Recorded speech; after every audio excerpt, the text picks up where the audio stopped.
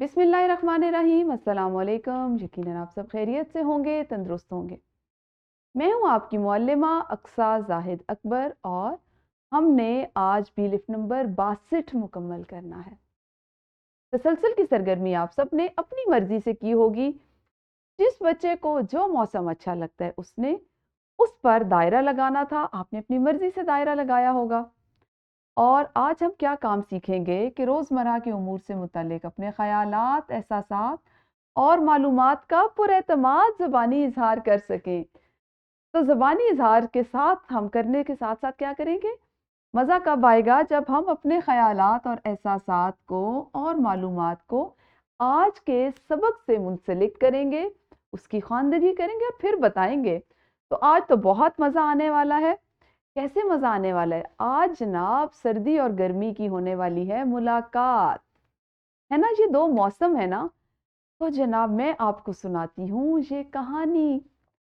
एक दिन सर्दी और गर्मी आपस में बातें करने लगी। आपको पता है ना ये दोनों सहेलियाँ हैं। सर्दी और गर्मी दोनों सहेलियाँ थीं। एक दिन वो आपस में बातें करने लगी। सर्दी क्या कहती है गर्मी से? लोग आपकी तपिश से परेशान हैं, मगर आप हैं कि जाती ही नहीं। अब गर्मी का जवाब सुनिए। ये मेरी गलती नहीं, इंसानों ने बहुत से पेड़ काट दिए। गाड़ियों और मोटरसाइकिलों का इस्तेमाल बहुत ज़्यादा हो गया।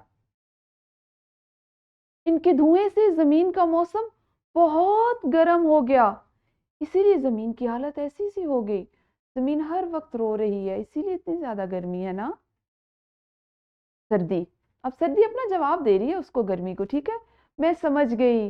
इंसानों को ज़्यादा से ज़्यादा दरख्त लगाने चाहिए।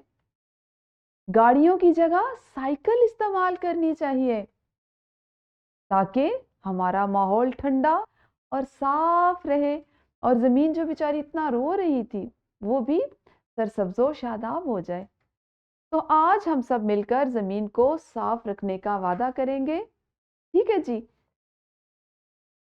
अब आपने हर बच्चे ने अपनी मुअल्लिमा को ये बताना है कि उसको कौन सा मौसम अच्छा लगता है, क्यों अच्छा लगता है और वो अपनी ज़मीन को सरसब्ज बनाने के लिए क्या कर सकते हैं, साफ रखने के लिए क्या कर सकते हैं।